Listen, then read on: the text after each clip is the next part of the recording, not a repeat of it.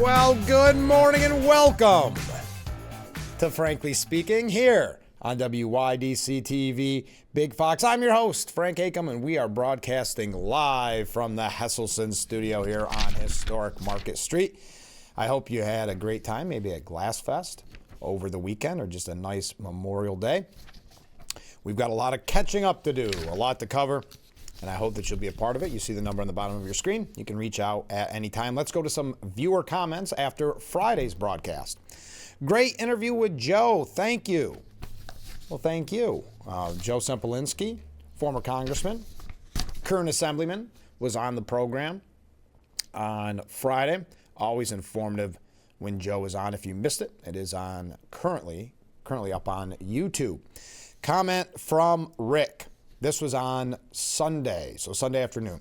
Good morning, Frank. Well, good morning, Rick. Well, the big bad bill made it through the House as predicted. Let's see if the Senate can water it down some more. A lot of people that need Medicaid, that receive it legally, will lose it. Trump doesn't care who gets their benefits removed as long as he hits his number. Almost $4 trillion more in debt. Markets aren't hip hooraying it. Donald is hosting a big crypto dinner tonight. A lot of foreign investors will be there looking for favors. Is that legal? Trump will get away with it. He is the biggest crook on the face of the earth. Trump would never do favors for foreign entities for investing in Trump Bitcoin, would he? What is wrong with Harvard hosting international students? You know, Trump and his goon squad are just going way too far, slowly but surely imposing authoritarian law and a dictatorship. Wow. This is not legal for Trump and the goon squad telling Harvard and other institutions that what they can and cannot do. This is all about students voicing their opinion, which they have a right to do. Trump doesn't like anyone but him having freedom. Every day it's more and more, we'll say, baloney with these guys. I feel sorry about the 2 Israeli kids that got shot in D.C., and I feel sorry for the 1,500 Israeli lives lost and slaughtered on October 7th. I also feel sorry for the tens of thousands of Palestinians being slaughtered and starved daily. Hamas needs to give up the rest of the hostages and get the heck out of Gaza. And at the same time, Israel needs to stop flattening the place.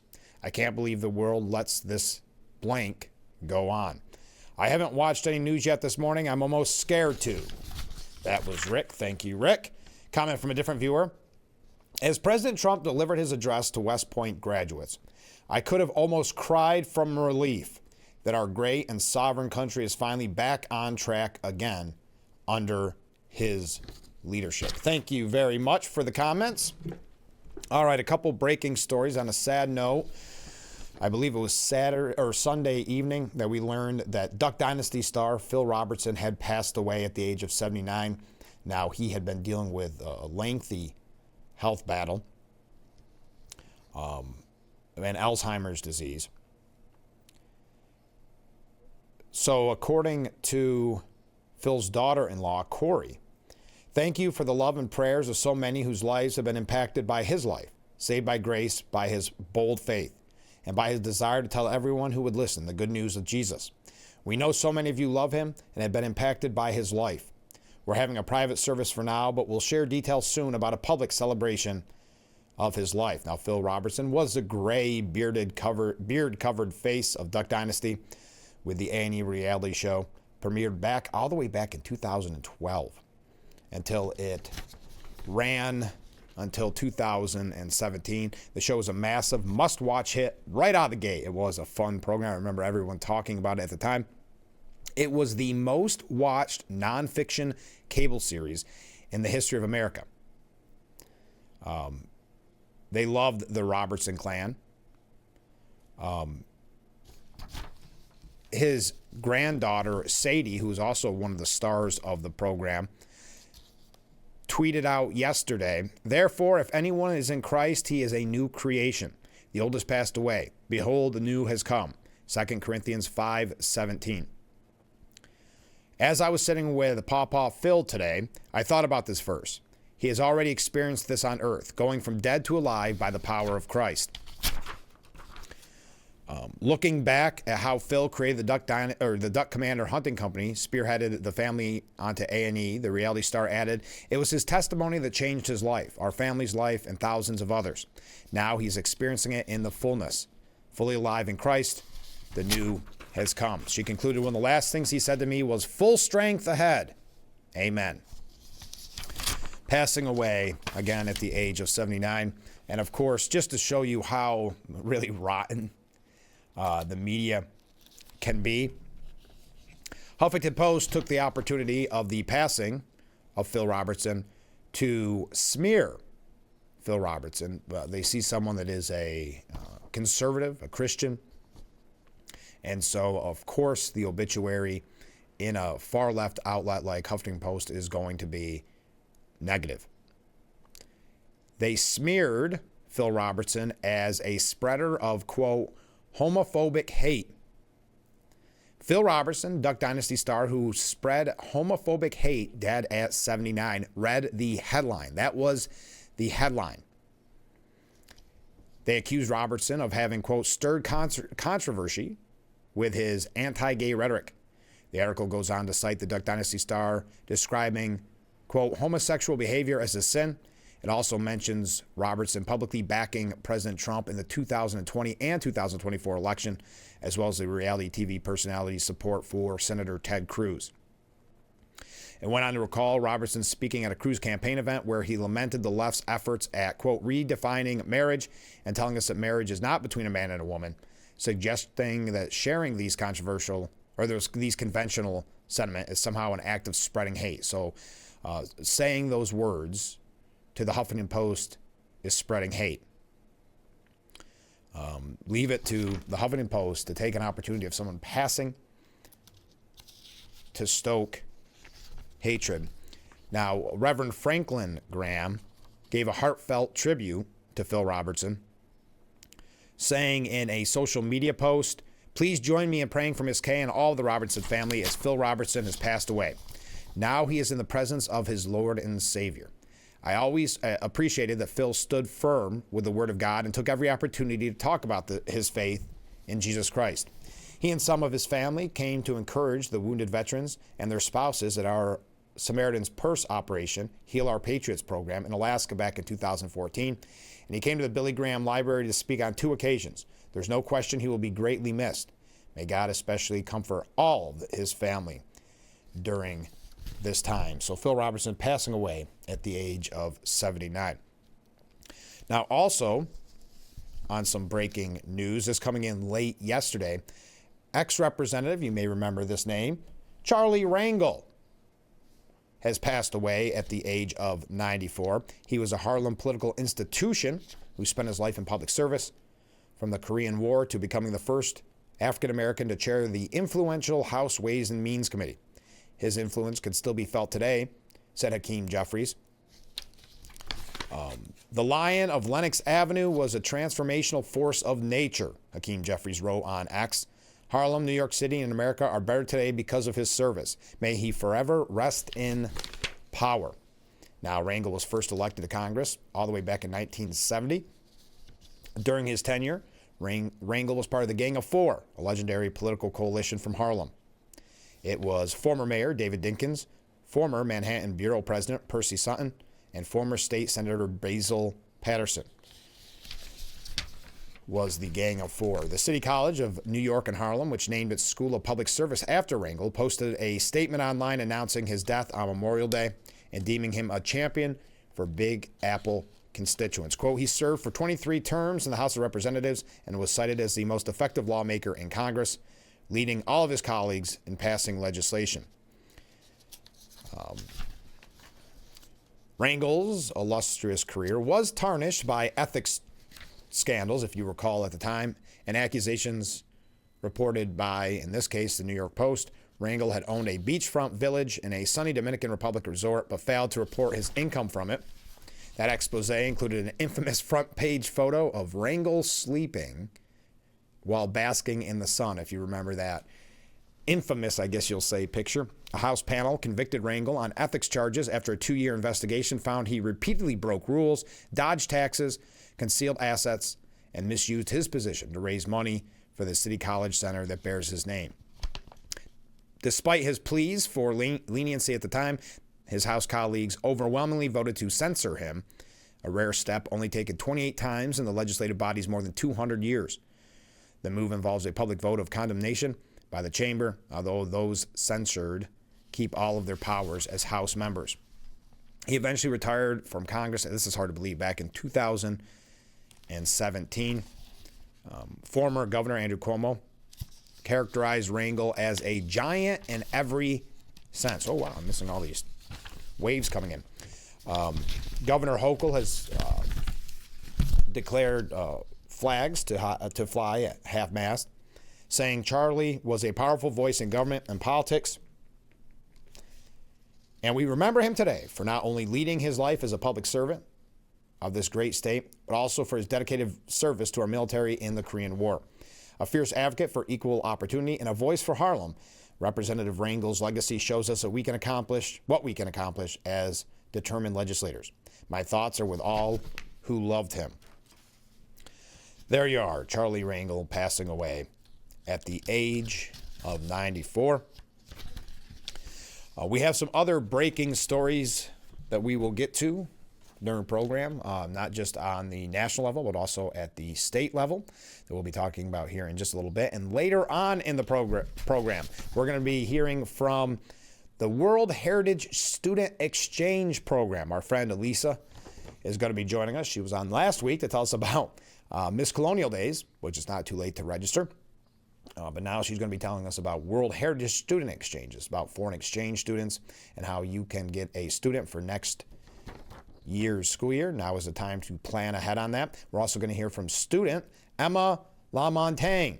She's from France, and she's going to be a part of that interview with her host family, Aaron and Amanda Manchester. So that'll be coming up in the 7 o'clock hour. You won't want to miss that. I know we had a busy week last week with so many guests. It'll be nice to continue that.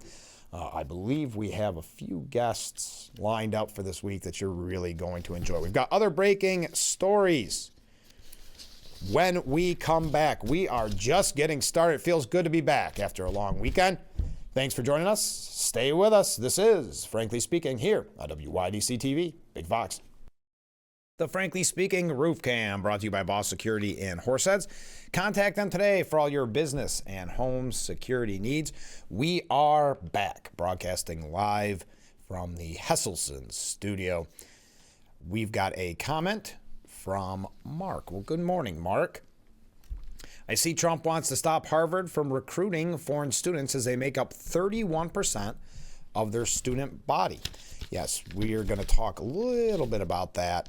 I don't have a lot of updates, but we will get to that in a moment. First, breaking yesterday, the FBI has announced a new probe into the Dobbs Supreme Court leak, something that has completely fallen by the wayside, something that we discussed at the time, I believe, well, that was on radio, but the need to find out who leaked that information, because it set a very scary precedent. It also was someone leaking it to potentially scare the justices into making a different decision.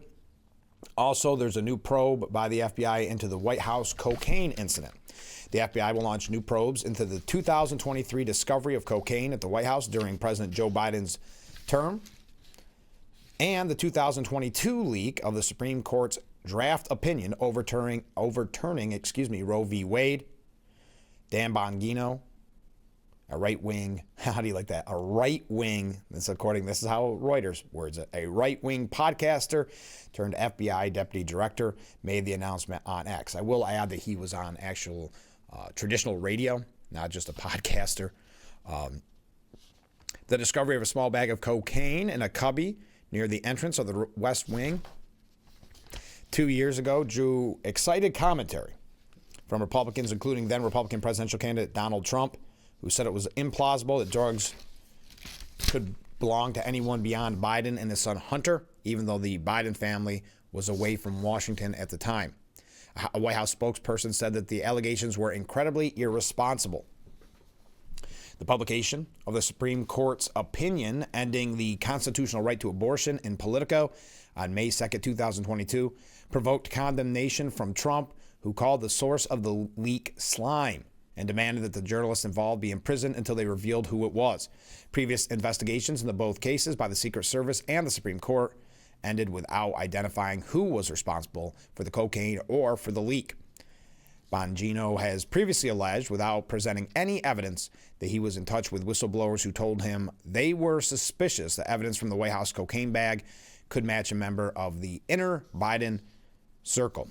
So a lot of people, whatever you think about investigating the cocaine incident, that's fine.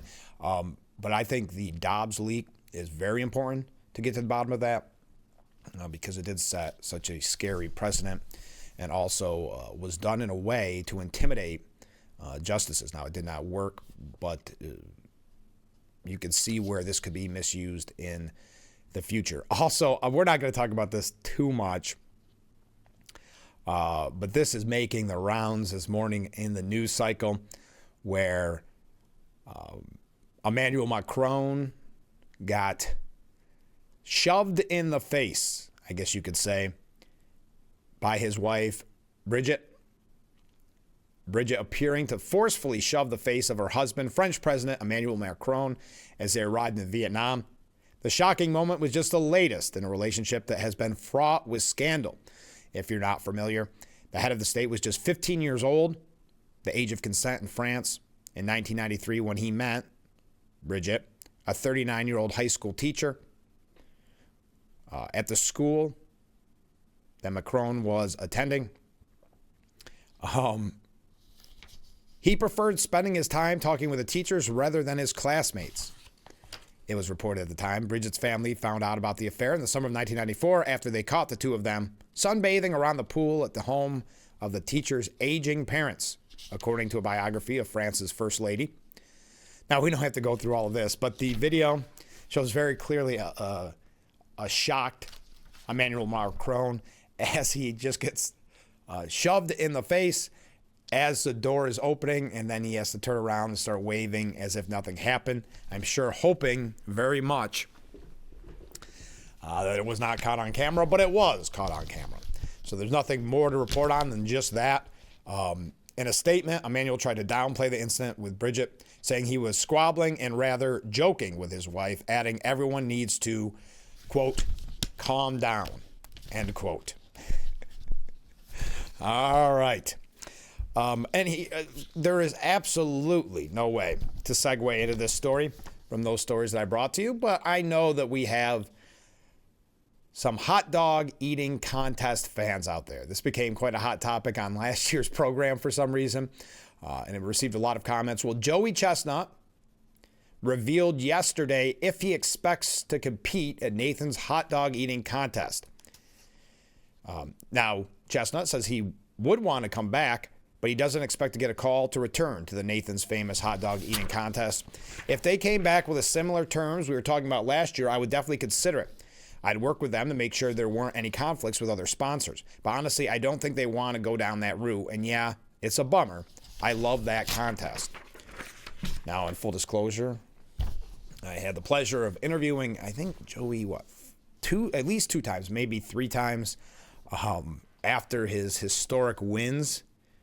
Now, last year, it was revealed that Chestnut would not be competing in the Nathan's contest due to a argument he was having with them, and that he had been offered $200,000 to compete in last year's contest, along with a $1.2 million 4-year contract going forward. Chestnut said that I still don't know exactly where our relationship stands, and that he was really surprised about the reaction to his partnership with Impossible Foods. The partnership with Impossible Foods had been to promote Meatless Mondays, an initiative that encourages people to try plant-based alternatives, and is something that Chestnut said he takes part in. It was for Mondays for people who aren't even eating meat, he said, of the partnership at the time. Chestnut, the world's greatest eater, had competed in the contest 16 times, which included winning every year from 2016 until last year, where he did not compete. He holds the record for most dogs and buns eaten with 76 during the 2021 contest. I had interviewed him the first time. It was that year after he had lost, and you could hear really the depression in his voice, and then he went back on to that winning streak. All right. We're going to talk a little bit about Memorial Day when we come back. Those are just some of your breaking news stories. I see some comments coming in, so stay with us. As I said, in the 7 o'clock hour, we'll be talking with representatives from World Heritage Student Exchange. So if you're interested in becoming a host family for a foreign exchange student, you're not going to want to miss it. And I appreciate them being on the program. We're going to hear from student Emma Lamontagne. She is from France, and we're going to hear her journey here in the United States, because her time together with her host family, Aaron and Amanda Manchester, is nearly coming to an end as the school year wraps up. All right, stay with us. Read your comments when we come back. This is Frankly Speaking on WYDC TV, Big Fox. Our beautiful view of historic Marcus Street in the Gafford District. That view brought to you by Boss Security. Contact them today for all your business and home security needs. We are back broadcasting live from the Hesselson studio. Comment from a viewer. Frankly, yesterday was a beautiful Memorial Day. Mine was one of 2 houses flying the flag, and I was one of the 0.2% of Corning's population attending the excellent 11 a.m. ceremony at the statue on Park Avenue. Our citizens' apparent apathy or lack of interest is sorrowful. I don't know how big of a turnout was at the Field of Flags here during Glass Fest, but I saw some coverage of it, and it looked like a very nice ceremony. Trump sent a Memorial Day message, tweeting out, or putting on Truth Social, I should say, "Happy Memorial Day to all, including the scum that spent the last 4 years trying to destroy our country through warped radical left minds who allowed 21 million people to illegally enter our country, many of them being criminals and the mentally insane, through an open border that only an incompetent president would approve, and through judges who are on a mission to keep murderers, drug dealers, rapists, gang members, and release prisoners from all over the world in our country so they can rob, murder, and rape again." The president continued, "All protected by these USA-hating judges who suffer from an ideology that is sick and very dangerous for our country. Hopefully, the United States Supreme Court and other good and compassionate judges throughout the land will save us from the decisions of the monsters who want our country to go to, we'll say, heck." Now, Melania Trump released a short statement on Memorial Day saying, "Each life lost," or let me take a step back. "As we remember our heroes, let us not only mourn their loss, but also celebrate their bravery. Each life lost serves as a poignant reminder of the price paid for our rights and the values we hold dear," with a hashtag Memorial Day. Now, Trump did end his tweet, I should say, saying again, "Happy Memorial Day and God bless America." Now, during the ceremony, I wanted to mention this real quickly because Mayor Bill Boland sent me a copy of his speech for the Memorial Day ceremony here in Corning, the one that's at Riverfront Park. He commented that he had been invited to give remarks at every one during his tenure as mayor, and he said, "It's been my honor to do so. Each year I've offered some iteration of the remarks that I'm about to read here on the program. As this is my final year as mayor and my last participation in this solemn ceremony, I thought I'd share my remarks more broadly and invite you to extend how you honor this profound day of remembrance." So this is the remarks by Mayor Bill Boland for the Memorial Day ceremony at Riverfront Park here in Corning on the 25th. And I quote from his speech, "Today we pause from our busy lives to remember those who died in the line of duty. Today we set aside time to remember the real lives lost and the battle for the lives we now have. Today we revisit the deaths of those who gave their lives so that we might have what they never would, full of family, friends, work, and those days of spring. Today we take this occasion to reflect on war and the price they have paid in the currency of lost youth. Today we are called to examine sacrifice and how that word has become so real for so many of those now gone. Today, with our eyes on their lives lost, we reflect on the liberty they have purchased and how that liberty challenges us to do better, be better, come together, be together. Today, as the green of approaching summer bathes our trees and fields, so too do the green fields of graves call us to be worthy as citizens of this great land and generous to one another. Today, to honor those who laid down their lives as they would surely have us do, let us commit to each other to embrace our shared humanity and engage our differences with respect, humility, and compassion. Today, we recall the words, "Greater love has no one than this, to lay down one's life for one's friends." In that spirit, we are invited to love more openly, more intentionally, more fully. And today, let us agree to assemble again next year, wherever we are, to keep our duty to those fallen and gone, that they always, always, always be remembered by us, the living. May God keep their souls gently. May God keep our souls thankful and giving. That's Mayor Bill Bolin in his last speech at the Memorial Day ceremony as mayor. Now, it was commented on earlier about Harvard. Mark had mentioned it. President Trump said Monday he wants to take $3 billion in federal grants away from what he calls a very anti-Semitic Harvard University. And he also ripped into them for not handing over a full list of its foreign students to identify radicalized lunatics, as he put it. Quote, "I'm considering taking $3 billion of grant money away from a very anti-Semitic Harvard and giving it to trade schools all across our land. What a great investment that would be for the United States, and so badly needed." So this continues, or maybe you could say escalates, the fight that Trump is having with Harvard, and rightfully so. We've seen Harvard president take a 25% pay cut to again, and we talked about this on the program Friday with Joe Sempolinski. I just don't understand it, because the optics, or at least what it says to me, is you're willing to take a pay cut so that you can prove or encourage these anti-Semitic protesters, these pro-Hamas protesters. Again, Harvard showing that they are standing firm with the anti-Semitic protesters. They support wholeheartedly, to the point of taking a salary cut, the anti-Semitic protesters.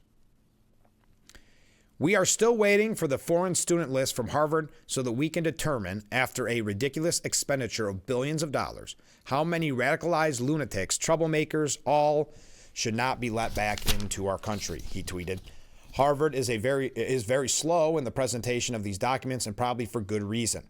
The best thing Harvard has going for it is that they have shopped around and found the absolute best judge for them. But have no fear, the government will, in the end, win.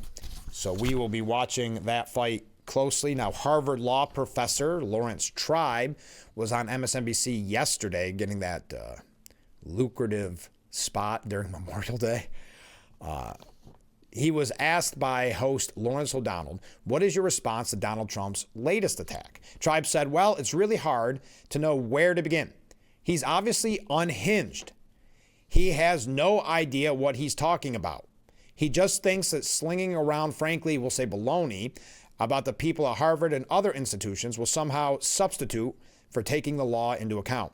He has been throwing everything he can at Harvard, and courts have put a stop to it. This case involves Trump's attempt to tell Harvard that it can no longer host foreign students. Now, that's crazy. There's no legal basis for it. He's talking about information that he would like about students. He wants to know details about what they say, what they think. That's a violation of the First Amendment. Obviously, this is a president who hates intellect, who despises the symbol of excellence in the world of higher education around the world. He thinks he can score points by attacking Harvard. Now, this comes off the heels, and we talked about it last week, 99% of the professors and the faculty at Harvard and other Ivy League schools are liberal. It is a completely partisan outlet. And as we talked about with former Congressman Joe Sempolinski, as a not-for-profit, you do have some responsibilities to stay nonpartisan, and Harvard has not done so. And this kind of aligns with it, and I think you're going to find this interesting, funny, and scary at the same time as Trump talks about investing those billions into trade schools. Generation Z can code TikTok in their sleep, but can't cook rice without a YouTube tutorial. Gen Z is flocking to something called Adulting 101. Desperate to learn what previous generations might call common sense, such things as how to do laundry, budgeting for rent, or navigating a grocery store without Googling, quote, what is a turnip? I don't know how to change a tire.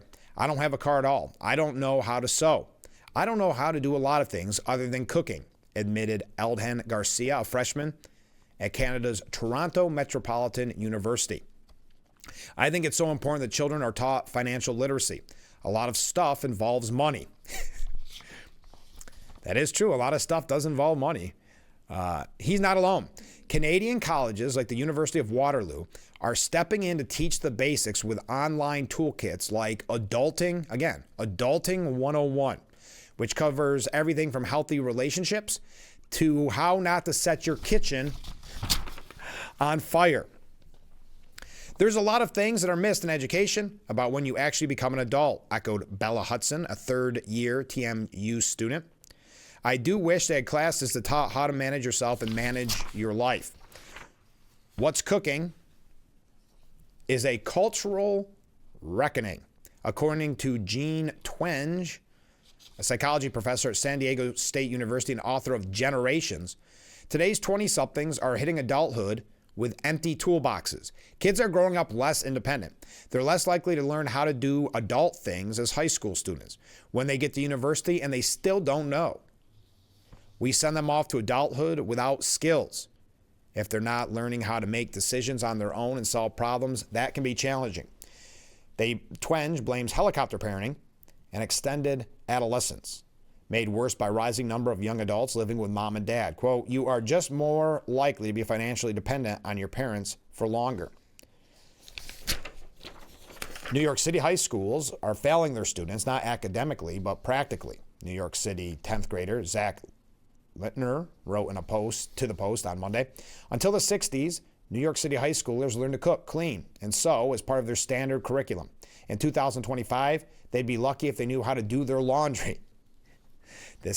And remember, why do I bring this up? This is important. These young people can vote. These young people are easily manipulated by the grown-ups in the room, meaning the faculty and staff at these universities, these faculty and staff that encourage this anti-Semitic behavior, encourage this radicalization, because they are in this kind of arrested development, in this extended adolescence. So when the parent figure, the professor or staff member, takes them under their wing and pushes this radicalization, it's very easy for young people to succumb to that.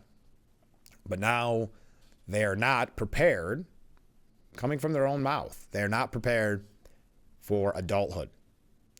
Yes, and I do think there's something to be said about home economic classes, some financial studies. I do think that would be a great move by the education system. They said the long-lost home economics class, ditched during the women's liberation movement, left behind crucial life lessons for all genders. Today's students, he argues, are launched into adulthood with no idea how to fold a fitted sheet or roast a chicken. Well, I would say the folding a fitted sheet, that one's not fair, I think. Many of us struggle with that. What today's youth need are Adulting 101 classes. A lack of these skills makes youth feel adrift once they enter what you would call the real world.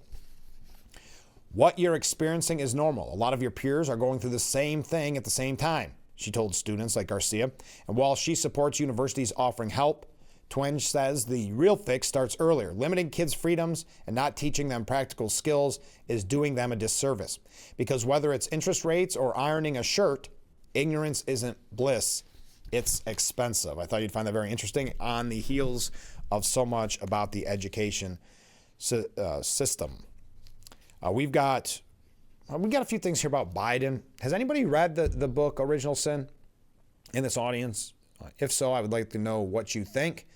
We're going to talk about it because Jake Tapper has been making the rounds. I know a lot of people are outraged that he is now profiting off of what I think you could call the greatest scandal, perhaps in presidential history, which is the covering up of Biden's mental decline. We're going to talk about that in just a moment. Stay with us. This is Frankly Speaking.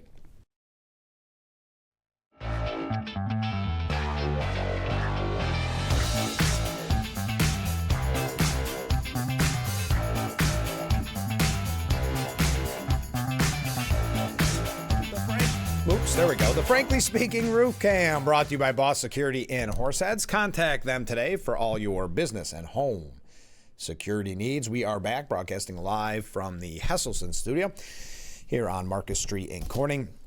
So have you had an opportunity to read Original Sin, the new book by Jake Tapper?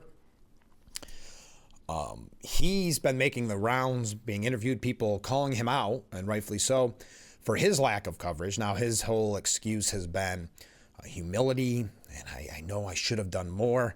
So to think that they covered up Biden's mental decline and now making big money on their lack of this coverage, on not doing their job. Well, Jake Tapper was on Piers Morgan's show. And Piers compared the efforts to prop up Biden, calling it akin to the 1972 burglary at the Democrat National Committee headquarters that eventually forced Richard Nixon to resign. Morgan said, Joe Biden is not Richard Nixon, and the hiding and cover-up of his deterioration is not Watergate.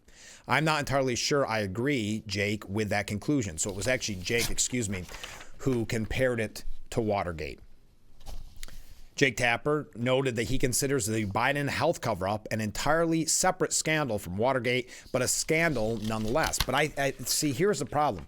In their mind, the scandal is the people surrounding Joe Biden covering this up, not the fact that they refused to report on it in the media. The media is very much a part of this scandal. Tapper saying it is a scandal, it is without question, and maybe even worse than Watergate in some ways, adding because Richard Nixon was in control of his faculties when he was not drinking. Okay, it's a weird little dig to get in there. He insisted that he and co-author Alex Thompson didn't mean to exonerate by concluding the Biden scandal was not Watergate. The only reason that we have the Watergate thing is because we quote Archibald Cox, who was a Watergate investigator, talking about how powerful the presidency is and how presidents get surrounded by people who have a vested interest in keeping that president propped up. This is an entirely separate scandal, maybe even worse. I think some of the criticism is fair, to be honest, said Tapper. That is criticism of the media's lack of coverage. But you've heard me say this on the program before. I do think it's one of the biggest, if not biggest, scandals in presidential history. Asked point blank by Morgan if he, Jake Tapper, owed the American people an apology, Tapper responded, I feel like I owe the American people an acknowledgement that I wish I had covered the story better. Or how about it all? Or how about not attacking, Laura Trump, when she mentioned what we all had, which were concerns about Biden's health. At the time, he tried to suggest that she didn't care about young people with a stutter. It was an act of desperation. But again, now they're not owning up to it, but they are saying a little bit of how they should have covered it more. Well, the damage is done, but now they're making political hay off of it. We're going to talk a little bit more about this. You guys went quiet on me. No comments this morning, but a lot of waves. Thank you. We've got a lot more to discuss, running just a tad bit late. Stay with us. This is Frankly Speaking here on WYDC TV, Big Fox. The Frankly Speaking Roof Cam, brought to you by Boss Security in Horseheads. Contact them today for all your business and home security needs. We are back broadcasting live from the Hesselson studio. As I mentioned, coming up in just a little bit in the 7 o'clock hour, we're going to be talking with representatives from the World Heritage Student Exchange, foreign exchange students, so don't miss out on that. Let's go to a viewer comment. Good morning, Frank. Well, good morning to you. Is it any wonder why our young adults want government running their lives and making their decisions for them when this is largely what they've been exposed to in our schools? That's a very great point. That's why they kind of want this socialism. It's what they've been exposed to, as that article said. They need to take classes on adulting, is what they call it. Doing what you and I would call maybe common sense, would be learning common sense, I should say, or day-to-day issues that you face as an adult. I'll continue. Frankly, I witnessed firsthand while working at a community college. If I didn't know better, I would have thought some classrooms were accommodating daycare kids, complete with candy. And no, it wasn't for early childhood education courses. Completely different. Well, thank you for that. Yeah, I'm sure. I mean, that article did not surprise me or shock me. I think it's almost expected.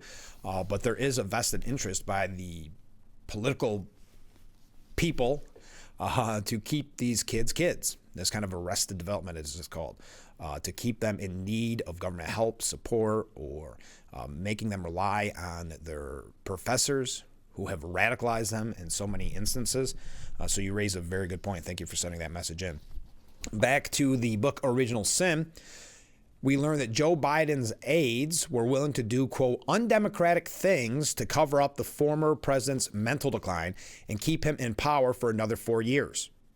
Biden's team of unelected staffers felt justified in, quote, picking up the slack for the faltering commander-in-chief and shielding him from the public because they viewed President Trump as an existential threat to democracy. This is according to the book Original Sin.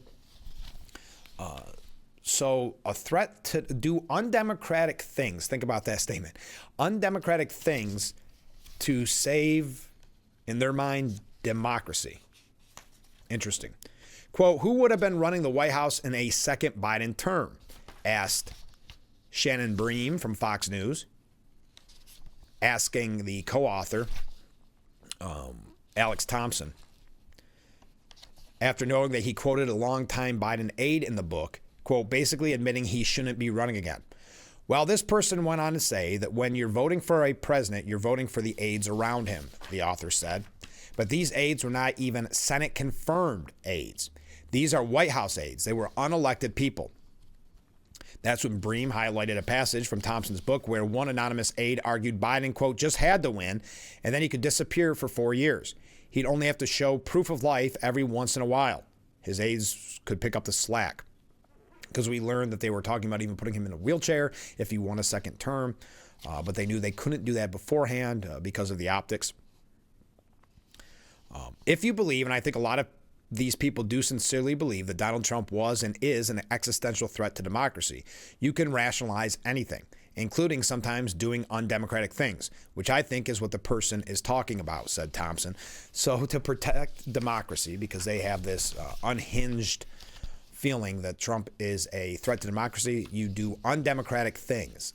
But we've seen that. We've seen that from activist judges, politicians.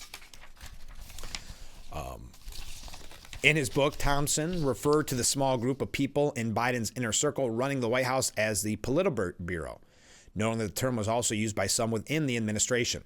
The small, tight-knit group include top Biden aides Mike Donilon, Steve Ricchetti, and Bruce Reed, as well as First Lady Jill Biden and the president's scandal-scarred son, Hunter.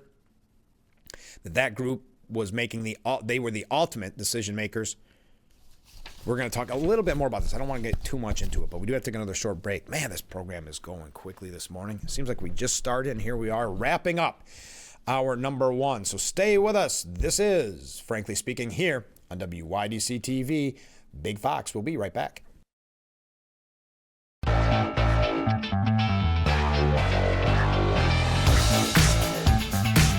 Speaking Roof Cam, brought to you by Boss Security in Horseheads. Contact them today for all your business and home security needs. We are back, broadcasting live from the Hesselson's studio, wrapping up our number one.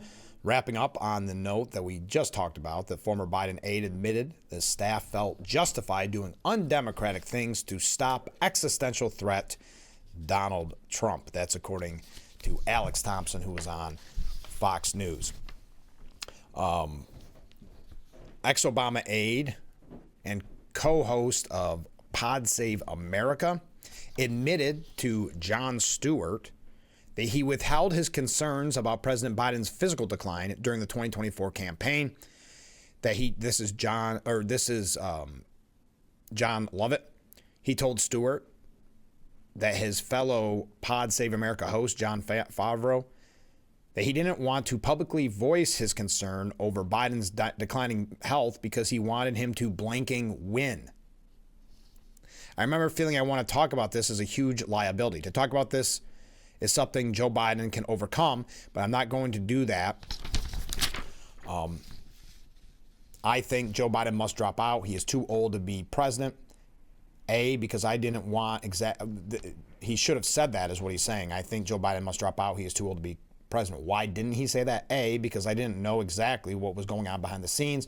But B, if Joe Biden is the candidate, I want him to blanking win. He claimed he kept his concerns to himself to avoid, quote, having the words we're saying taken out of context and all of a sudden be part of the case against Joe Biden from the right. That would use any person criticizing Joe Biden from the left as a weapon against him. So it was about being honest about Joe Biden's age as a liability, while knowing that if he is the nominee, I want to be clear that I thought it was important to make sure we did everything we could to reelect him. We're going to talk a little bit more about this in the next hour. We do have some updates on the Democrat Party in general. I've got some New York State issues that we need to get to. As I mentioned, in the next hour, we're going to talk to representatives from World Heritage Student Exchange, a foreign exchange program. You'll get to learn how you can be a part of this program. And we're also going to hear from student Emma LaMontagne and her host family, Aaron and Amanda Manchester, as well as friend of Frankly Speaking, Lisa Trosha. So that's coming up in the next hour. We'll be reading your comments, keeping track of your waves. How are we doing on time here? We're doing just fine. Yeah, a couple things here about the Democrat Party, a little bit more about Original Sin, that book. We're also going to talk about the Democrat Party in general, and then we have some New York State issues and updates. And then a little bit here about the Trump administration, a new report about Doge, all of that, and much more. As always, if you are new to the program, you see that number on the bottom of the screen. You can reach out at any time with your comments, or we have our wave counter. That's for in-person waves as they walk by the studio, or those that send a wave emoji or say wave or say good morning, whatever the case may be. We want you to be a part of the discussion and be a part of the program. So when we come back, a little bit more about Original Sin and all those other topics that we've been discussing this morning. Weigh in on it. 607-358-3131. I would love to hear from you. We'll be right back with hour number 2 of Frankly Speaking after this.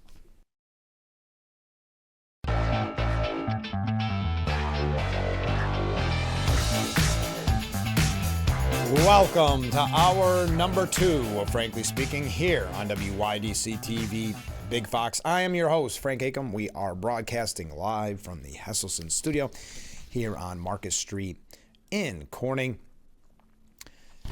Comment from a viewer. Good morning. Well, good morning. Hey, the sun is shining. Yes, it is. Thank you for that. We've got a lot to cover in this hour. I just wanted to say a big thank you. I wanted to mention this because some people have reached out on this program wanting updates on what we're doing as a tribute for Duane Eddy, the Rock and Roll Hall of Famer that was born here in Corning. I've given you a couple of quick updates on it, but on Sunday, I was asked to speak to the Duane Eddy Circle, which is what you would consider the fan club. They've been actually around for 50 years. They're celebrating 50 years as a fan club, as the Circle on Sunday. They asked me to speak. I'm a proud member of the Circle. I should note that. They asked me to speak and give an update. They were kind enough to give me about 5 minutes during their online convention. A lot of people from the United Kingdom, from all over the world on this convention. And I got to talk a little bit about our website, corningtwang.com. Twang, of course, the sound that Duane Eddy created. Corning Twang, I would recommend that you go to it. If you want to donate to our project, you can do so there, corningtwang.com, and then you can be a part of this tribute to Duane Eddy. We're going to have a nice program, so if you donate, your name will be put in the program kind of a little collector's item.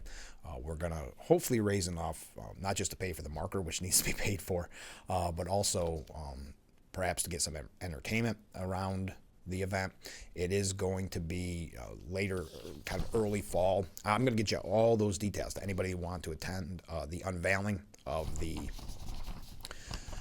memorial, if you will, or the tribute to Duane Eddy. And if you have any ideas of how we should celebrate the unveiling of the marker, the historic marker, I would love to hear your thoughts. I know Duane's family is going to come down for the event. I'm really looking forward to it. So thank you again to the Duane Eddy Circle for letting me speak on Sunday. I know we have some of the members that watch this program, and it's a long time coming. It's taken too long, but Corning finally recognizing Rock and Roll Hall of Famer, guitar legend, Duane Eddy. So if you would like to donate or just find out more about Duane's time in Corning and the surrounding areas, go to Corning Twang, Twang, CorningTwang.com. Or again, trying to raise enough funds. You can find out where to donate there to support the Marker Project. And I'd really appreciate your help. All right. I see some comments coming in. Thank you. We'll get to those after the next segment. And after that, we'll be hearing from World Heritage Student Exchange. But first, we're learning more about the scandal of covering up Biden's mental decline. Author Sam Harris said on Saturday on a podcast called Making Sense that the cover-up of then-President Joe Biden's cognitive abilities was understandable because he would prefer Biden serve in a coma over evil President Donald Trump running the country. At least they're being honest with you at this point. Harris said he clearly understands the issues as well as he ever did. He's just not a fluid speaker and less fluid by the hour, right? That is neurologically speaking. That is an intelligible claim to make about a person. That's what I assumed was true. Because of how effective this cover-up was, I no longer believe that to have been true. Right. I think it is quite possible that he was just checked out to a degree that I did not suspect at the time. But to close the loop on this whole scandal, even that is preferable to me and to, I think, many Democrats than having someone who we consider to be genuinely evil doing genuinely 100% proposed to serving himself in the office of the presidency. So again, quote, I would rather have a president in a coma where the duties of the presidency are executed by a committee of just normal people, right? So that's the choice that many of us believed was before us. And so therefore, not much materially changes once you reveal just how insane and despicable this cover-up of Biden's infirmities actually was.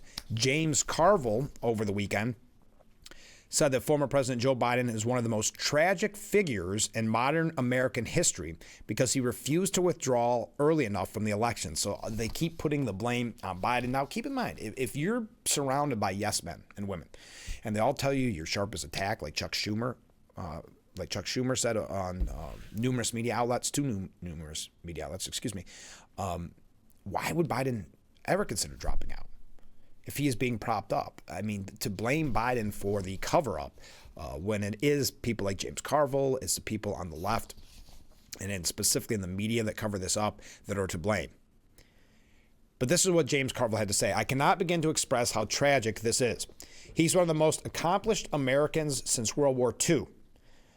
If you just look at what he did as chairman of the Judiciary, Foreign Relations, Vice President, and you look at the tragedies of his life and distress that he's exhibited, and he's a well-liked, very admirable person, and he made one colossal mistake. And the Democrats made a colossal mistake by going along with it.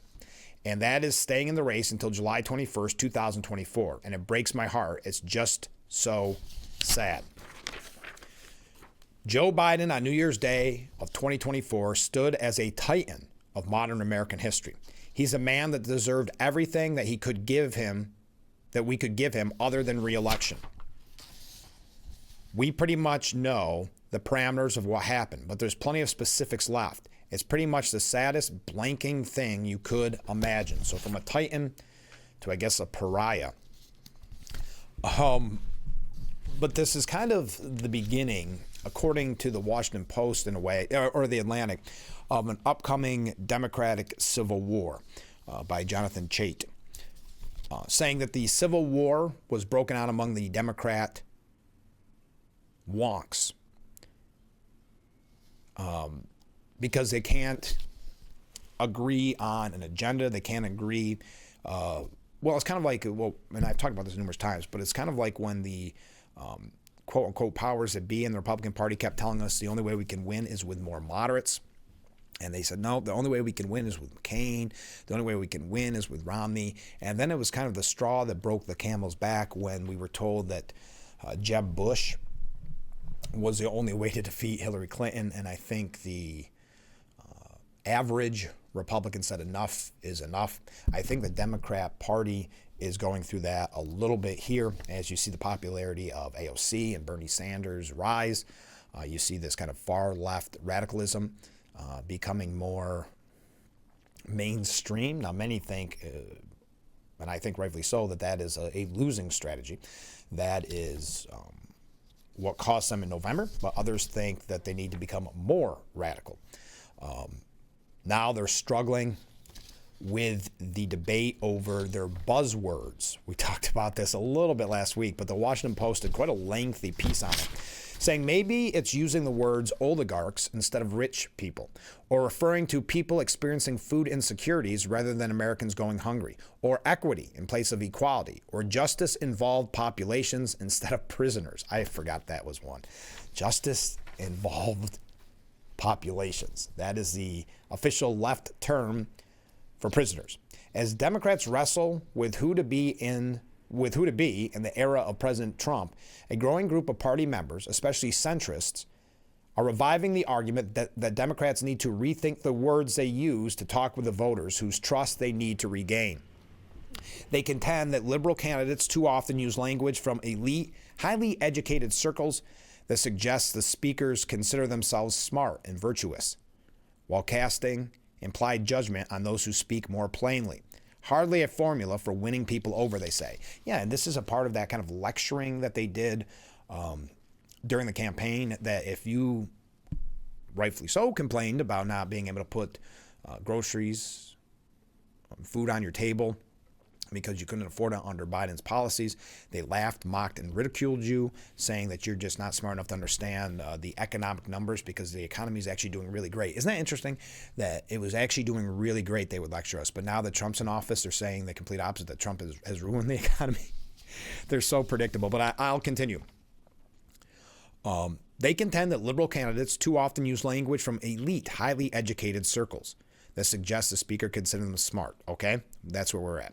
The latest debate is in part also a proxy for the bigger battle over what the Democrats' identity should be in the aftermath of the devastating losses, a landslide victory for Donald Trump and the Republican Party. Some words are just too Ivy League tested terms, said Senator Ruben Gallego.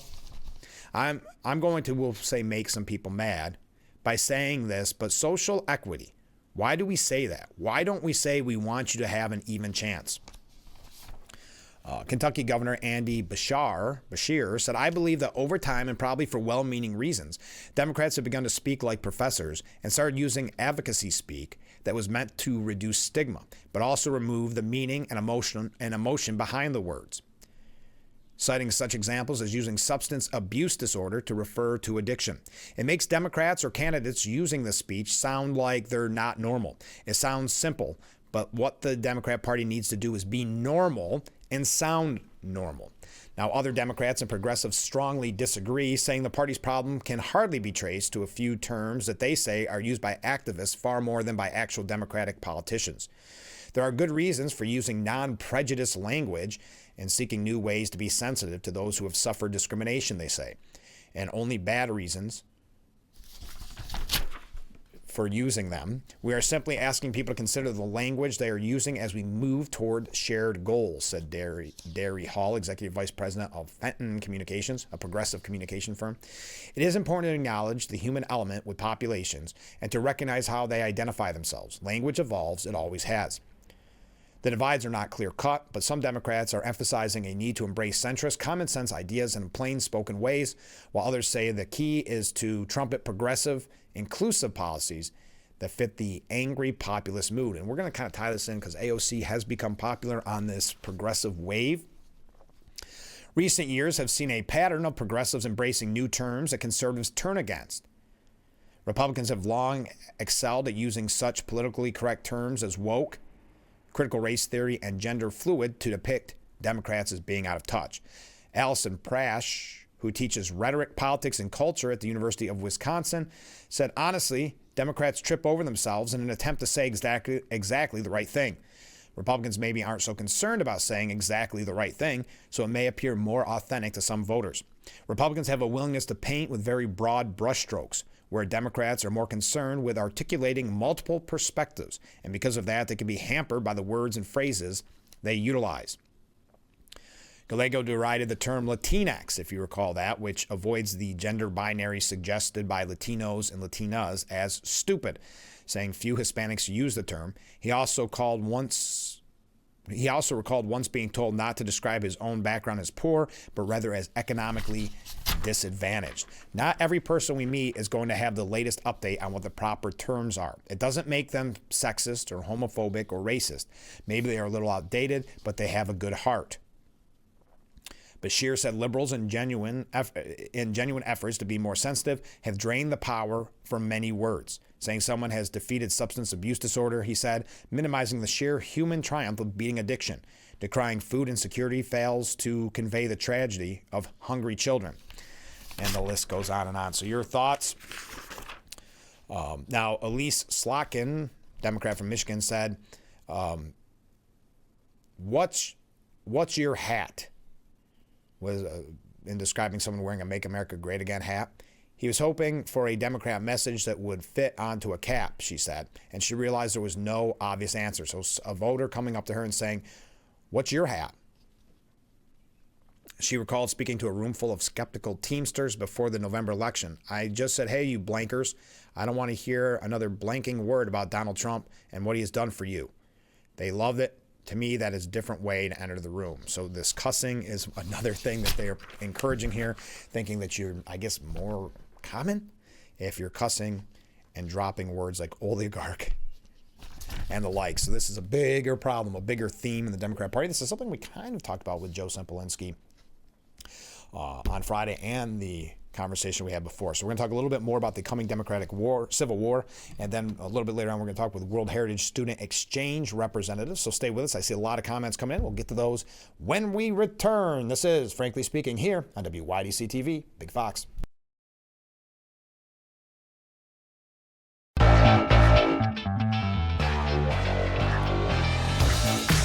The Frankly Speaking Roof Cam, brought to you by Boss Security in Horseheads. Contact them today for all your business and home security needs. We are back, broadcasting live from the Hesselson studio. Let's go to some viewer comments, shall we? AOC will never be a leader. She doesn't have the intellect. She's just the loudest one in the room. I would say don't take her lightly. I mean, just because someone doesn't have the quote-unquote intellect, you could argue with this new book that Biden didn't have the intellect, and yet he became president. So I'm not sure if I would agree with you wholeheartedly, because if you look at a recent poll that came out, AOC would trounce Senator Chuck Schumer in a primary, as the Democrat leader is bleeding support, meaning Schumer, from his party and Jewish voters, according to a stunning new poll. Socialist Ocasio-Cortez leads five-term incumbent Chuck Schumer by a 54 to 33% difference among likely Democrat voters in New York City. We may talk a little bit more about that, but I don't know. I would say if you take her lightly, that might be to your own detriment. Comment from a different viewer. Clearly, Democrats have no idea what democracy is. Would that be another failure of the education system? Maybe an intended failure, if you will. Comment from a different viewer. Make a great day. Well, thank you. I will try to make a great day. Comment from a different viewer. Good morning. Good morning. I remember a video of Biden and his wife Jill sitting on a stage after one of his rallies in 2020. Biden kept saying, we can't have 4 more years of George. His wife was whispering to him to say Trump, Trump. He was clearly having mental issues then. Jill Biden, shame on you. What a horrible wife. If you really love someone, you would not put them through that circus. Yeah, because look, they've now made, because of Jill's decision to keep him propped up, they have now made him, in at least the eyes of Democrats, to what James Carville said at one time a titan in politics, now kind of a negative history on him, a what is seen as really he is seen now as kind of like the enemy in a way, or the destroyer of the Democrat Party, maybe. So you raise a good point. Comment from Mark: that cover-up on Joe Biden didn't fool the American people. We saw it and heard it. So the people that tried to hide it should be prosecuted. Yeah, and remember, I mean, they would call you a conspiracy theorist, a tinfoil hatter, called you so many names if you said, listen, I've seen it with my own eyes. I've seen these videos with my own eyes. Didn't matter. All right, comment. And they would criticize you, just like they criticize you if you said you'd struggle to put food on the table or to feed your family. All right, Ken writes in, obviously my belief that the legacy media delivers the political news honestly, is non-existent. It is also obvious that most journalists, like most of us on either side of the political spectrum, are driven by monetary enrichment. It is no surprise to me that the legacy media pundits report political news the way their bosses and the Democrats want them to. That is how they get and keep those huge salaries. Then, when a Democrat like Biden is no longer an asset to the Democrats, they are allowed to throw that person under the bus. And being enriched by the loyal sheeple by writing a book that they will dutifully buy is a perfect way for the journalists to continue enriching themselves.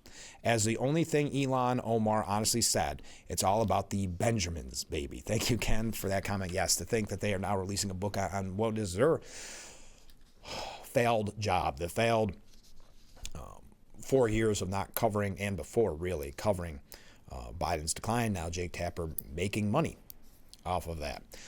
As I mentioned, Jonathan Chait from The Atlantic said the coming Democratic civil war, a civil war has broken out among the Democratic wonks, saying its critics decry it as a scheme to infiltrate the Democrat Party by corporate-aligned interests, a gambit by center-right think tanks and libertarian donors, and an anti-government manifesto for the MAGA right and the historic and moral equivalent of the Rockefellers and Carnegies grinding workers into the dust.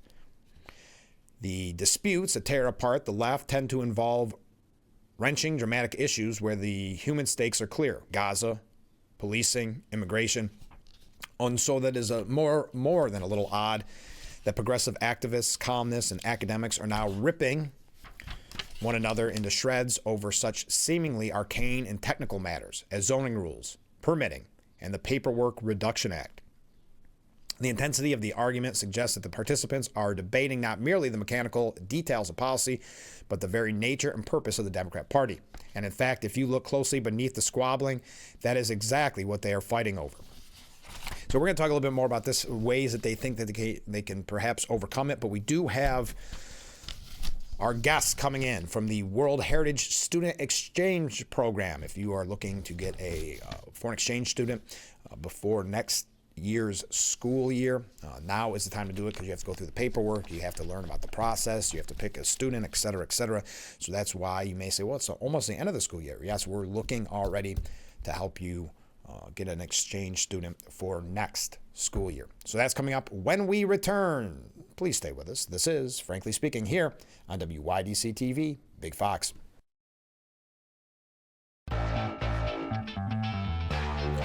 The Frankly Speaking Roof Cam, brought to you by Boss Security in Horseheads. Contact Boss Security today for all your business and home security needs. Welcome back to Frankly Speaking here on WYDC TV, Big Fox. I'm your host, Frank Acom. We are broadcasting from the Hesselson Studio, and this is the Steuben County Office for the Aging section of our program. Steuben County Office for the Aging, committed to maximizing quality of life, safety, and independence. And in the studio this morning, we're going to be talking about worldheritage.org. Thanks to all our guests for being in the studio. Let's start. That was guys. That was very nice. I don't normally get a woohoo to start off my program. So let's start just to set the scene, because this is about student exchange. Where are you from, Emma? I'm from France. From France? A specific part of France? From Marseille. It's in the south of France. Okay. Yeah. So what do you think of our area here? I think it's pretty, but there's not a lot to do. Not a lot to do? That's fair, right? That's a fair assessment. It is fair. Why did, and I'm going to ask each of you, why did you want to be a part of World Heritage and this organization? Because why did I want to an exchange year? Mm-hmm. Because I wanted to experiment the American dream. Oh, yeah. And to be bilingual and speaking English, and discover like a new culture, new country and everything. Yeah. Why did you guys get involved? You didn't think I was going to ask you questions, just her. I think for the learning experience about other cultures and getting to know individuals from other areas of the world. Sure. Yeah, I mean, we love to travel and see different parts of the world. And when this opportunity came with Emma, it's just been so great to learn all about the French culture Yeah. and foods. And have you had a favorite food here? I love bagels here. The bagels. The bagels. Bagels. Oh, Yeah. bagels. I thought you said Bagels. pickles. I was like, that's no, too, that's the maybe. weirdest. The bagels are good. The bagels Yeah. are good. Do you feel like you've seen the American Dream? I don't know. Kind of. Yeah. It was not like I was expecting. But yeah. How was it different than what you were expecting? I don't know how to explain that, but I don't know. I don't know really. It's like something you can feel. Okay. You cannot explain it. Did you think everything was going to be like the movies? Yeah, or- and it's not. No. Yeah. Yeah, Like the yellow bus. Like, yeah. it was like something that you thought was going to be really cool. And then Yeah. you realized, like, Oh, the school bus. Yeah. Gotcha. Yeah, it is interesting how you come in with a preconceived notion of how things are going to be, and then it's like, oh wait, Yeah. that's smaller, or that's a Yeah. little different. Yeah. What was it about seeing a school bus on a movie that made you think that was going to be something special? I don't know. In France, it's not like not fancy, but it's like boring. And I Okay. feel like the yellow bus is cool. Okay. Have you had a favorite part so far? I think when I met my friends here and my host family, I think it was my favorite part. Okay. I don't know, they've done everything for me. Oh, how nice was that? I know. How do you feel like this is, and I know I've asked this question before on interviews like this, is this going to be a lifelong relationship? Oh gosh. oh, Yeah. it better I be. can answer for them. Yeah. Yeah, I mean, we've just clicked and Yeah. we've traveled all over together, and we're just like, we're definitely a family. Yeah. Has there been a favorite location you've got to visit? Yeah. Yeah. Puerto Rico.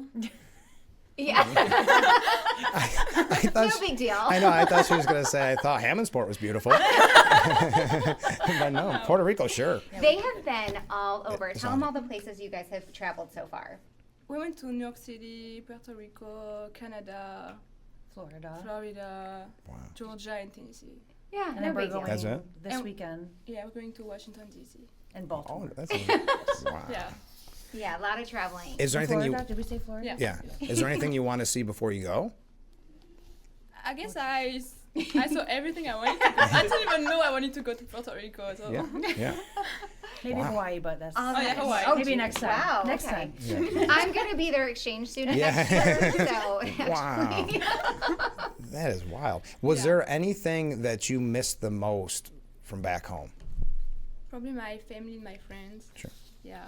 Just my French routine, maybe. Okay. I'll move on from that. What has your responsibilities been as host parents? So really, our main responsibility is to make sure that she has a safe home and 3 meals a day. Getting her to any events. I mean, I really look at it as just keeping her like mind, her heart, and her body safe. Sure. And just keeping her happy and giving her all the experiences. I mean, we have been fortunate to bring her all over, but just to spend time together and build traditions as a little family. What is your responsibility as an exchange student? Ooh, good one. Oh. I don't know. No? Like being part of our family, what's Yeah. your responsibility? Well, that's part of it. Yeah. Yeah, know, being a yeah. part of the getting- family. I don't know how to Yeah, it's a what tough to one. answer to that. Well- I don't know. Some Well- school requirements. Yep. Oh, yeah. I have to keep good grades. Oh, Yeah. okay. That's fair. And I have some rules to respect. Yes. But Yeah. Their role is to come here and immerse themselves in our culture as much as possible. So, they do have the agencies that, doesn't want them to be on the phone with their families day and I remember night. that, They right. really want them to integrate with their host families and integrate into the school activities, friends, and that sort of thing. And you've done a great job Yeah. with that. I want to find out more about school in a minute, but since we're asking everybody's responsibilities, Elisa, what is World Heritage, their responsibilities in all this? So we coordinate getting the students placed with a host family. And if there are any issues, sometimes that happens when the kids come over and it's not a good fit with the placement. We will rehome them, so to speak, Okay. and find a family that's a good fit. And it's just making sure that the host family and the students are all happy and all safe, because my responsibility is not just to Emma, but it's also looking out for the families as well. So they each have a relationship with myself, and then collectively we have a relationship together. And how much time commitment does this involve? On my behalf? Yeah, or anyone. I can mean, speak. I check in with them regularly. They're so great. I hear from them probably more than they hear from me. They're sharing pictures, and that's what I love, Yeah. because it really is such a good connection. And then we will do an activity before she goes home with some of the other students that are placed with me. Okay. That's something that I haven't put together yet, but it's on the radar, and we're gonna, depending on your schedules, because they're so busy. Yeah. They're doing a lot of traveling. And that's the other thing, that when a family commits to doing this, I always tell them, like, I want you to think, because yeah, she's got to integrate into your life, but I want people who genuinely care about giving the student a good experience. Otherwise, don't even consider it, because Right. you don't have to do as much traveling as you guys. Right. But I want them to know that this is a big deal for her to leave her family and Sure. her country and all of her friends. So making it a priority that, they're giving her a good experience. And what was the process like for you as host families, the whole process to get an exchange student? We had to fill out an application and get references, and then it was just really communicating with the coordinator, and it was pretty easy. Yeah, they do background checks Yeah. and things like that. They'll check the references. They do make sure that monetarily the families can take somebody in outside of the families, because there are a lot of Yeah. extra expenses.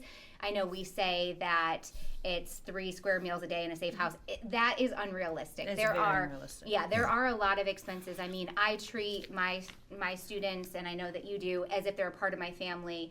Now, the students do come over with some of their, spending money, but again, that's a responsibility that we want to make sure the families are able to take on. So we look into all of that, and then there's some home visits, site visits, but yeah, and Making it's sure been our home is safe. and- yes, yeah. Well, then what would you say to people that are thinking about being a host family? I would say absolutely do it if you're willing to take someone into your family and to ask a lot of questions, and maybe talk to current host families or students to get more of a realistic view of what the year will be like. What would you say to a student that's maybe thinking of coming over here? I'll do it. Yeah. 100%. Do it. Yeah. Yeah. And you say that trips to Puerto Rico aren't mandatory to be a host family. Well, I mean, if I'm involved as your student next year, then yes. No, absolutely not. So just quickly, because I know you've got to go, but how was the school experience? That was really good. Yeah. Yeah. Because it's so different from France. Like in France, it's just school, and here it's like pep rally, dances, like the school spirit and the sports spirit Yeah. are so Football different. games and Yeah. basketball games. Yeah. So different. Sports. Different. Yeah. Yeah. Did you have a favorite part of the school experience? I guess the sports. The sports? Yeah. Yeah. What sports did you do? Not just that I did, but also. Oh, that you got to watch. Yeah. Like the basketball the sporting games. games and sporting events. Yeah. Okay. And you said it's a lot different from schooling back home. Yeah. How so? It's not that fun in France. Oh. It's just we have to focus on the grades, and we don't have the Yeah. like the sport in school. Okay. Like it's different, it's separate. Okay. What was it like on your first day of school? Were you nervous? Oh yeah. Oh, yeah. It was hard. Yeah. Like I didn't even speak English at the beginning. I was alone. I didn't know anyone. Sure. So I was lost. Were you more nervous for this interview? or for that was the my first- next question. That was my next question. Sorry, Frank. What is there an answer to that? To what? Which one? Oh, interview. Oh, really? Well, she said that you were really scary. I am. So. Really? Okay. I'll work on that. Did you have a good time making friends? Yeah. Yeah. Do you think you'll stay in contact with your friends? Yeah. Yeah. Of course. So you made me feel like that was a dumb question. Yeah, she said, of course. Duh. Yeah, no kidding. Just before we go, because I know you are nervous, Lisa, where can people find out more, and if they're interested in becoming a member of this and joining World Heritage? Yeah, so online you can fill out an application. You can reach out to me directly, and I can help place you. We do have students that we are placing right now Okay. in the system from all over the world, not just France, but, and we have boys or girls. So again, we try to make sure it's a good fit, whether with sports, demographic, and all of that stuff. I'm actually on the screen right now where people can look at some of the available students. And I mentioned the time commitment, Elisa, but how long are most students in the area for? Yeah, so they come around September and they will stay through the end of the school year. So Okay, so this is kind of winding down. yeah, she leaves the day after graduation. June 28th. They give them no time They to don't kind mess of, around. yeah. We don't talk about June, though. No. We don't talk about June. No. So does the classes that you take, does this count for when you return home? No. Oh, no. This I is, graduated last year. oh, okay. So none of my grade count. Oh, that's I feel interesting. like each country is different, too, Yeah. with the Yeah. requirements. Yeah. So you're a senior? Yeah. Oh, okay. Congratulations. Thank you. Okay. Just before we go, what would you say to your friends and family back home? Ooh. That I miss them and that I love them. And I'm excited to go home to see them. Yeah. Do you want to say that in French? Alright. Mes copains et ma famille de France, ben, je vous aime et vous manquez. J'ai hâte de vous retrouver. You didn't curse, did you? Did you swear? Did you swear? Okay. Well, thanks for being on the show, guys. I really had a lot of fun. Was it as bad as you thought it was going to be? Am I red? No. No. Okay, so that's No. fine. You look normal. Yeah, it looks great. Looks great. Yay! All right. you. Thank you. Easy peasy. Stay with us. We'll be right back with Frankly Speaking after this. The Frankly Speaking Roof Cam, brought to you by Boss Security and Horseheads. Contact them today for all your business and home security needs. We are back, broadcasting live from the Hesselson's studio. Thank you again to the representatives from the World Heritage Student Exchange for being a part of the Steuben County Office for the Aging section of our program. Again, Steuben County Office for the Aging, committed to maximizing quality of life, safety, and independence. So thank you again to Emma Lamontagne, the student, and the host family, Aaron and Amanda Manchester, and of course the representative from the World Heritage Student Exchange, our friend Elisa Trosha. Find out more at world-heritage.org. So we appreciate them being in on the program. Comments? Oh, no. We're good on comments for a moment. We were talking about the kind of Democratic Civil War, according to The Atlantic. Well, now it is being reported by the New York Times that the Democrats reportedly plan to spend $20 million as part of an elaborate plan to win back all the young men President Trump captured. According to the New York Times, top Democrat donors have been huddling it up at luxury hotels since the 2024 election in an effort to turn the tide on young men. Quote, Democrat donors and strategists have been gathering at luxury hotels. Okay, that's one way to say money. To discuss how to win back working class voters, commissioning new projects that can read like anthropological studies of people from faraway places not being able to relate with young men. The Democrats reportedly coded the plan SAM, Speaking with American Men, a strategic plan. It's going to be a $20 million effort, according to the Times, and it aims to reverse the erosion of Democrat support among young men, especially online. It is codenamed SAM, short for Speaking with American Men, and promises investment to study the syntax, language, and contents that gain attention and go viral in these spaces. The plan even reportedly goes as far as to recommend the Democrats start buying advertisement in video games, among other things. So $20 million on that. We know that David Hogg wants to spend $20 million to primary safe Democrat incumbents. Now, one of the names being thrown around, and this is a blast from the past, and your thoughts on it, Rahm Emanuel is teasing a White House bid. The Democrat isn't hiding his political ambitions, openly considering a presidential run and positioning himself as the party's savior.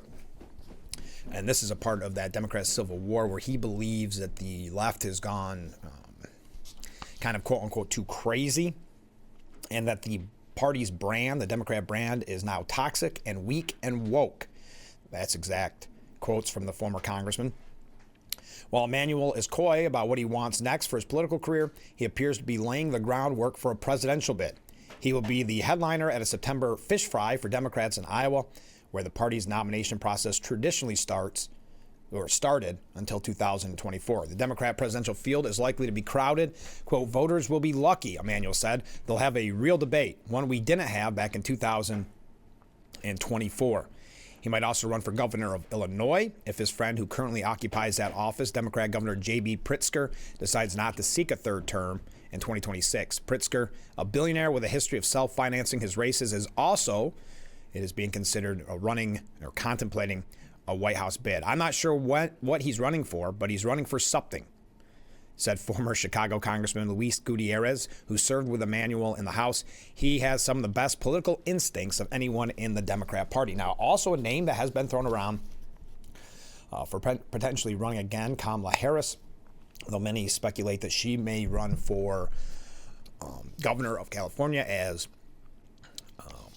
Gavin Newsom is term limited. She took a swipe at Elon Musk and likened the Trump administration's America First policy to a 1930-style isolationism, which many historians believe helped escape World War II. During remarks at the 2025 Australian Real Estate Conference held on the Gold Coast, the failed Democrat presidential candidate alluded to an interview Musk did with podcast titan Joe Rogan, in which the world's richest man warned that the West's empathy is being weaponized.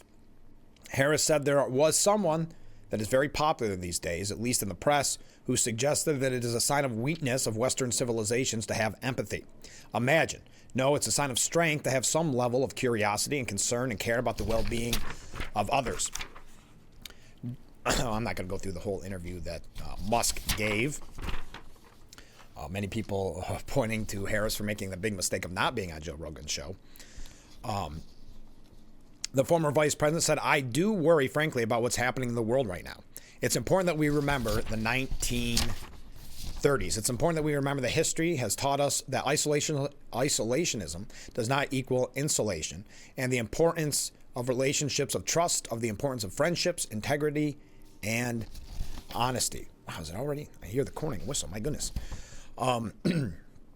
Well, we've got a couple other updates on this. We're going to tell you about some more speeches that were given over the weekend. I see some comments coming in. We'll read those when we come back. Stay with us. This is Frankly Speaking here on WYDC TV, Big Fox.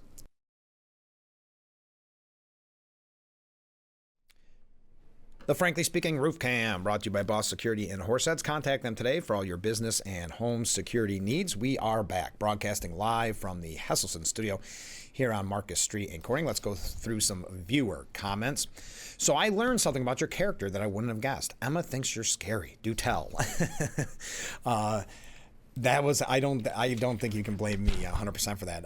Emma Lamontagne from France, part of that World Heritage Student Exchange, she didn't want to do TV. English not being her first language, she was terrified to be on TV, even though we were pre-recording. So she did look at me as kind of the enemy for a little bit. But I think once it was all over, she did have a fun time doing it, and I appreciate her being on the program.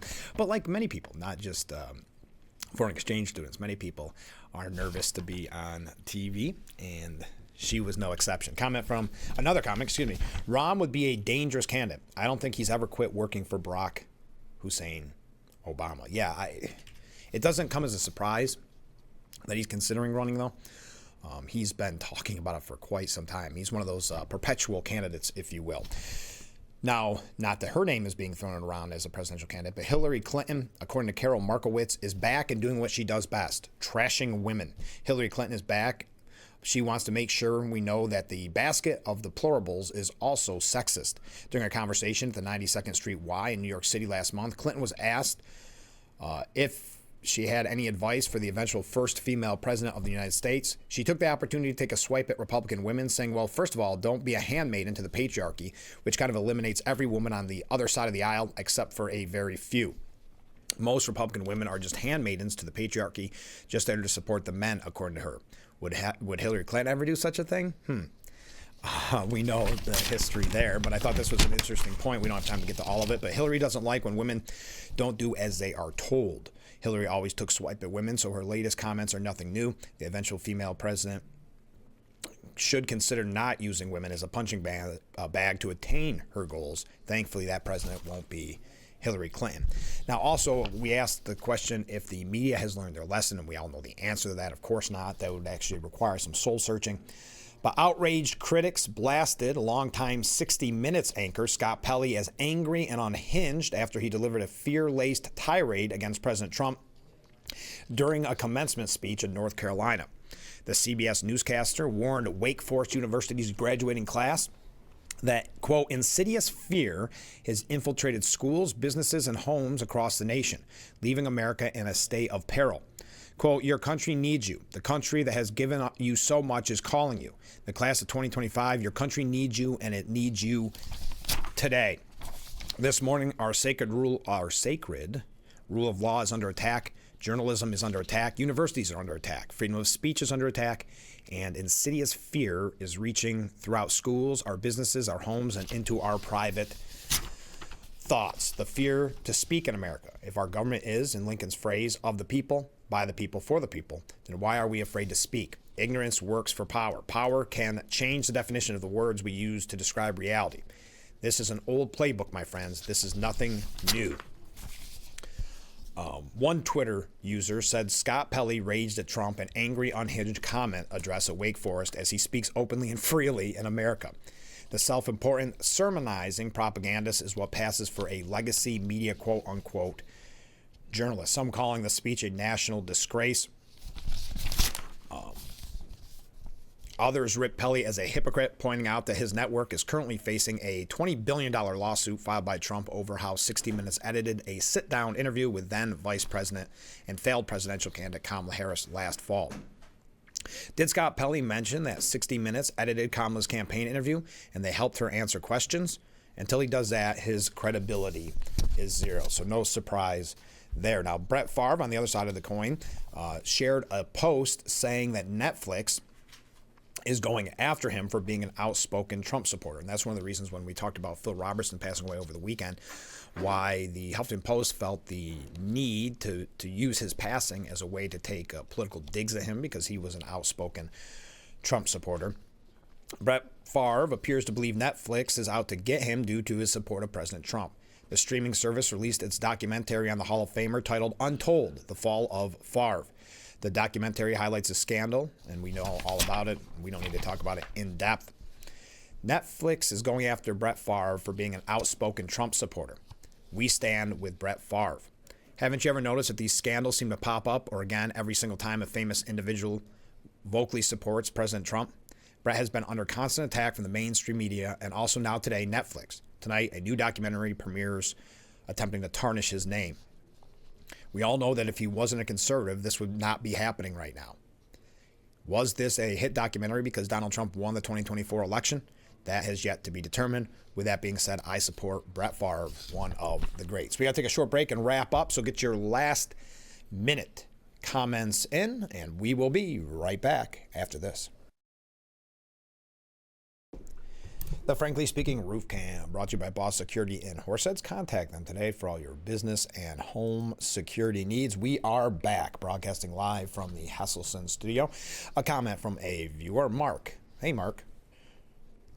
No matter who runs for president in the Democrat Party, they will not run the country as the party runs the country when a Democrat president is in. So you're not voting for president, you're voting for a party. Thank you very much. Chuck Schumer vowed the Democrats will vote to kill Trump's handout to billionaires budget, the one big beautiful bill act that he calls a handout to billionaires. Kind of cliche talking points, but as I mentioned earlier, AOC would trounce Chuck Schumer in a primary as the party leader, as he is bleeding support from Democrats and Jewish voters. Trump tells the Senate GOP to make the changes they want to see in the big beautiful bill. The bill will undoubtedly be the subject of multiple revisions before it makes it to the Senate floor, said Tom Tillis. There are some changes that we want to make, but we don't want to change it so much that it doesn't look the same. Trump said on Sunday, I want the Senate and the senators to make the changes they want. It will go back to the House, and we'll see if we can get them. In some cases, the changes may be something I agree with, to be honest. We had a very good response from the Senate, and I don't know how Democrats can't vote for it. I think they, meaning the Senate Republicans, are going to have changes. Some will be minor, some will be fairly significant. All right, wow. Oh, a couple last things happening as they get ready to wrap up session in Albany. Some of the things that are being looked at is updates to recycling, looking at the HEAT Act, which is a little terrifying, a bottle bill. Those are the key issues in Albany as of right now. A couple quick news stories to get to. FBI agents who covered up Hunter Biden's laptop in 2020 must not get away with it. That's a piece by Miranda Devine. You can find that for yourself at the New York Post. Social Security has removed from its rolls 12.3 million individuals listed as 120 years or older, according to DOGE. The discrepancies in the Social Security figures and the alarming ages of some of the individuals listed have garnered national attention over the last several months. As a result, in March, DOGE began to update the American people on the massive cleanup happening at Social Security. So they announced yesterday 12.3 million individuals that were listed as 120 years or older have been scrubbed from Social Security. Russia defies Trump with the largest ever drone and missile attack to the Ukraine yesterday. Kiev says more than 350 explosive drones targeted its cities overnight. But we are out of time. Thank you to everybody who joined us. Thank you for all the comments. Thank you to our guests from World Heritage Student Exchange. We want to thank Emma Lamontagne. She is the student from France that joined us this morning, and also the host family, Aaron and Amanda Manchester, and also the representative, Elisa Trosha. Find out more at world-heritage.org. Thanks for joining us this morning. We'll be back every weekday morning starting at 6 a.m. with Frankly Speaking. We've got some special guests lined up for you all week long, so make sure that you join us every weekday morning starting at 6 a.m. for Frankly Speaking, only on WYDC TV Big Fox. We will see you tomorrow morning bright and early. I look forward to it already.